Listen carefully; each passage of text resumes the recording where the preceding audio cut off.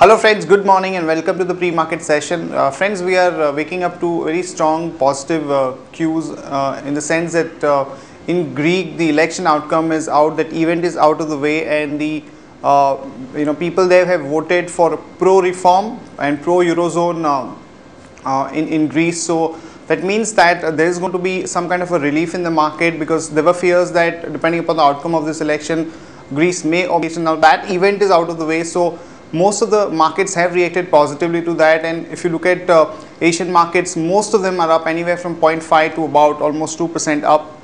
And even SGX Nifty is showing that we are going to open up almost 45 to 50 points. Also friends, back home we have an important event, RBI policy meet. As we all know, there are expectations that we would see a repo rate cut of almost 25 basis points. Also, there is going to be a CRR cut of 25 basis points. That's what the expectations are. Some section in the market also believes that we may have a slightly aggressive cut because of the kind of slowdown that we are witnessing and the pressure which is there on RBI. Also, friends, we have to remember that most of the rate sensitives have run up to these expectations. So, in case there is a 25 basis points cut, then the market may not really cheer up too much, because we have already seen a run up across the rate sensitives. So that is something that we will discuss. But first of all, let's invite Saumil to take us through the technicals and how does one play this market going forward. Hi Saumil, Hi. Good morning. Some positive cues there, and we would see a gap up of almost 40 to 45 points. You were saying last time that 51.40 or thereabouts would be an important zone to look out for. So I believe that we are going to open up somewhere there. Right. So now how do you play the market going forward? Bias remains positive, that's the key. Medium term, short term, both biases remains positive. I'll be expecting 5150 to break on the upside, close above that, because it is 200 daily exponential moving average, which is one of the one of the important resistance at this point of time. I'll be expecting those levels to break on the upside and give a target of 5200, and then above that 5300. That will be a medium term outlook. But right now, as we see in the daily charts, we have broken out of this channel. There's a small channel of a 100 points range, 100 200 points range, and we've broken out of this, and I'll be expecting this momentum to continue till 5300, which is the 61% retracement of the entire fall which we saw in last 3 to 4 months. Now on the hourly charts, we've been trading in a channel. We've been consolidating since last 4 to 5 trading sessions on the higher side, and today in fact we'll be opening with a gap. So it will be a good breakout gap and the resistance of this channel would be around 5300. So that will be the main the last target which we are looking for, and in fact it can even go above that, because the momentum indicator has not completed the whole cycle, and I'll be expecting the whole cycle to complete on the daily charts. The volumes are looking great, so overall I think market still remains in a bullish phase, and I'll be expecting markets to go above 5300. Also in this hourly chart, this channel, what is the support level here?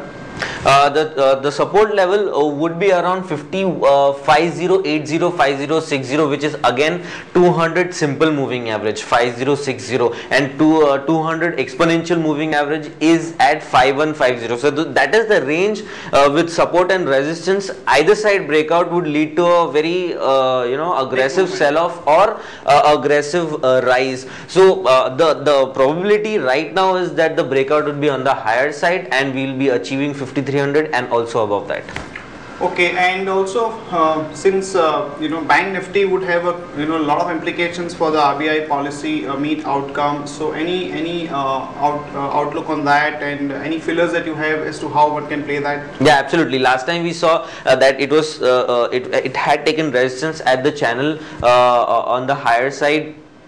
See, this is what Bank Nifty looks like, and we had spoken about this on Thursday, that it has taken resistance at this trend line and negative close a little bit. But today, as we see this breakout again with a gap, it will break out with a gap, and the next resistance would be 10375. 1065 10165 would be broken absolutely today, and the the next resistance would be 10375, and above that absolutely this high, which is around 11,000 levels, would be absolutely possible. Right, or any stock specific trading opportunities that you've shortlisted for us? Absolutely.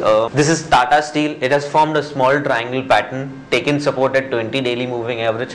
The momentum indicator is into buy. I'll be expecting this fall to retrace, the stock to retrace this fall by at least 50%, which is around 432, and I think it should overshoot that and go to 4450 and 4600. That is 61%, 460, which is the 61% of the entire fall which we saw in last 3 months. So the retracement levels would be important. The resistance would be 420, 431. 431 would be a very immediate target, short term target, and the support would be 406 and 400. Okay. And the second call would be on ICICI Bank.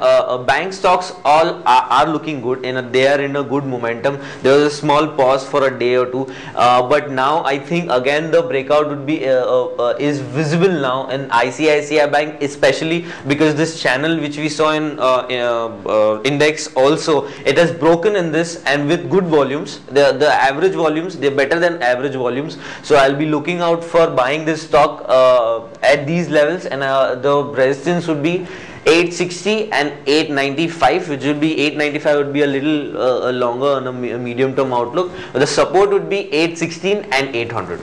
Yeah, but the risk reward doesn't look too great, because I believe the stock closed somewhere around 845. Yeah, 845. But that is why I have actually given the medium term outlook, more aggressively, because I'll be expecting more than 61%, and because this is a good channel pattern breakout, so it will be a good aggressive buying in the positional side. Right. Also, because of the event, there might be a big swing in the stock. So, in case you manage to buy somewhere close to support, it would make sense.